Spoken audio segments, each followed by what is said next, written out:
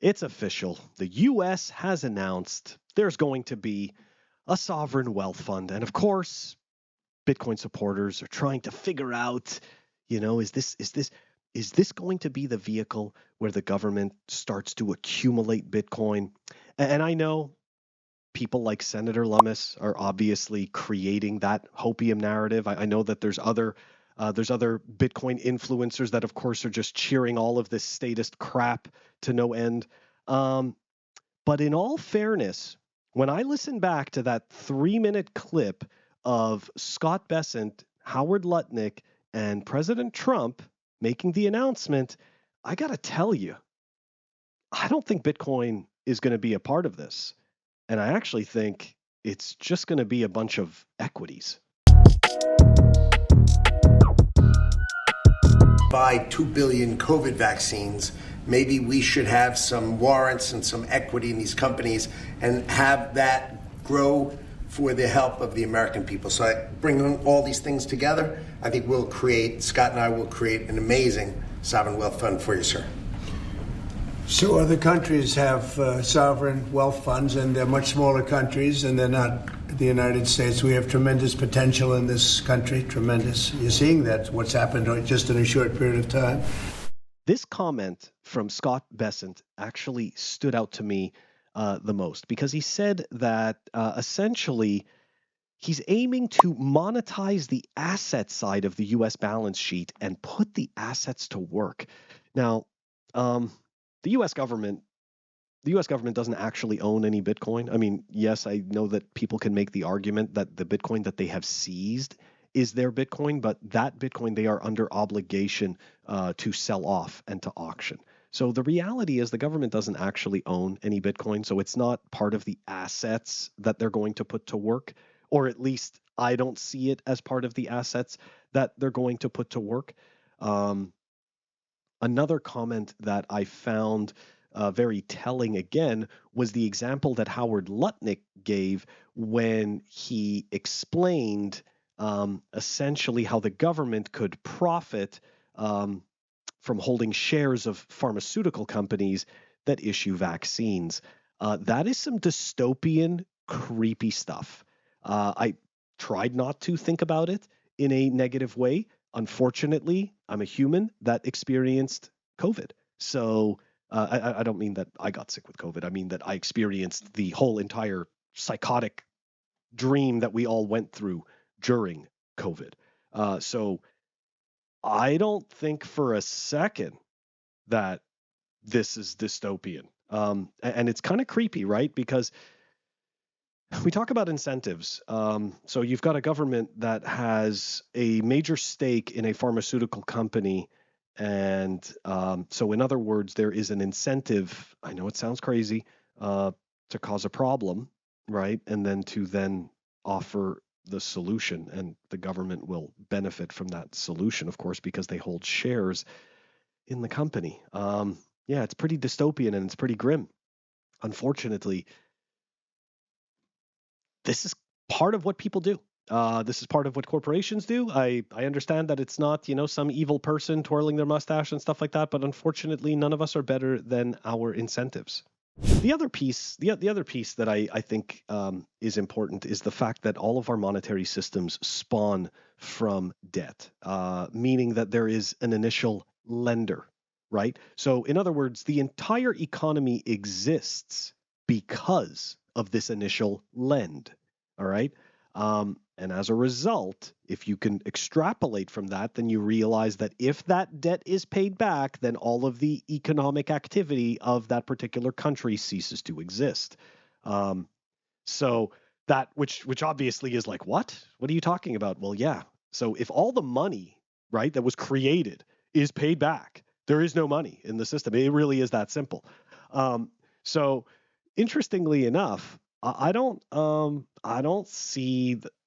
really see the government doing anything with a sovereign wealth fund, with the exception of it being a LARP, right? It is just something for the government to be able to point at in order for people, because remember, guys, it's a faith game, okay? You have to believe. This is the key, because if you don't believe, then obviously this is not very good. So Scenarios are created in order to garner our trust and to make sure that we have faith, right? This is what backs our money, faith, and then of course violence. So what has to happen is that the government does these positive things, okay, these seemingly good acts. And what this does is that it creates the perception for us, the peons, that, hey, the government is actually on my side. The government is doing what's right for the people. And of course, this is just complete nonsense. The reality is that in terms of perception, it works. I do believe that the government is going to, they're going to have a sovereign wealth fund. They're going to put a bunch of stocks in there. Are they going to add Bitcoin? I mean, look, the NGU hopium person in me says yes, of course, right? Because number go up and I want to feel good and be happy and all that good stuff. But at the same time, cheering for the state to hold Bitcoin is pretty, it's just embarrassing. It's pretty beta. So, in the end, I don't think I really want the state to actually hold any Bitcoin. I'd rather you, me, any one of us, right? Any person, any individual person that chooses to escape the time theft of our dollars, yeah, definitely become your own little sovereign wealth fund, your own little Bitcoin strategic reserve. But cheering for the government to do this is just, it's Stockholm syndrome at best. And it's kind of embarrassing. It's kind of embarrassing on our parts. It's so weird to having been in Bitcoin since 2017 and essentially seeing Bitcoiners go from essentially fighting the system to cheering for the system. It's kind of embarrassing. It's kind of cringe, not going to lie. And I understand the 5, 7, 12D chess move of, yeah, what are you talking about? It's a Trojan horse. It's like, actually, the Trojan horse is the government making us think that Bitcoin is going to do what we think it's going to do. And I'll explain why. It has to do with that primordial debt. Okay, it has to do with the fact that all of our economies spawn from this initial lend, from this initial debt. Okay, so what I'm trying to tell you is that Bitcoin, and I've said this before in a previous clip, Bitcoin is the most pristine monetary anchor in history. Just imagine, right? If you were a money creator and you wanted to be able to create infinite money without any questions and without any hassle, all you would need is the perfect story. And Bitcoin offers that perfect story. It's not controlled by any government. It's hard capped. It solves the general Byzantine's problem, right? It does all these little things. And not only that, but it came about from a grassroots movement. The people chose Bitcoin. We chose it, right? So as a result, because we chose it, then that makes it good. And then the government can take a look, right? It can borrow that credibility, borrow that validation and say, hey, look, we're gonna base all of our currency and all of our actions off of the fact that we are going to be holding Bitcoin. So now all of a sudden, right, you thought your money was crap, but it's like, wait a second, my money's not so crap. Why is it not so crap? Because our government endorses Bitcoin. It's just a shell game. It's just a LARP. It's a story. It's a show, a movie that we're watching. Anyways, the sovereign wealth fund announcement is pretty disappointing, unsurprising, and disappointing. Of course, I know that part of the documentation for it indicates that alternative assets could be part of it, and that's where you kind of get the whole idea that Bitcoin may be part of it. I know that the cheerleaders in the Bitcoin space are telling you that this is going to happen and the government is going to hold Bitcoin. Look, I don't doubt that the government may decide to hold some small amount of Bitcoin, but guys, we've got a $35 trillion deficit that's just growing, and it's not stopping. And the government cannot. There is no end to the money printer because the system is by design constantly needing to create more money. Okay, so it doesn't make a difference.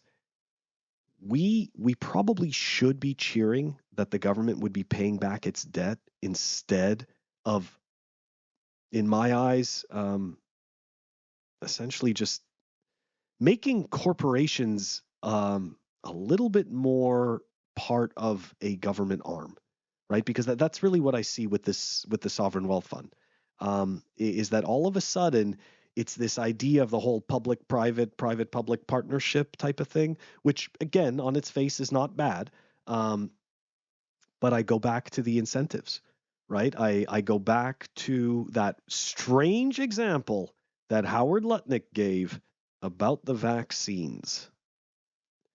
I don't like that. I don't like that one bit. I think it's weird. I think he could have done a better job, chosen a completely different example. I know that people believe that because Howard and Scott are the ones in charge of the sovereign wealth fund. I know that we'd like to believe that they're going to pick Bitcoin as part of the basket. I'm just not so confident.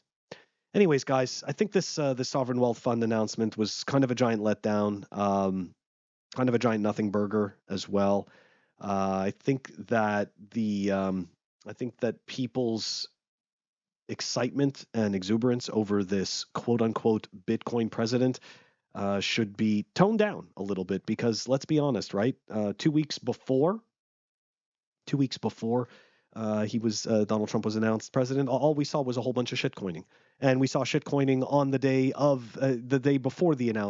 before he was sworn in as president. We saw shitcoining the day after. We got Eric Trump putting out tweets about buying ETH. Like, guys, stop pretending that this is a Bitcoin president, okay? He is a businessman. He's raised an entire family of business people who just have one goal: to enrich themselves on a grand scale. That's it.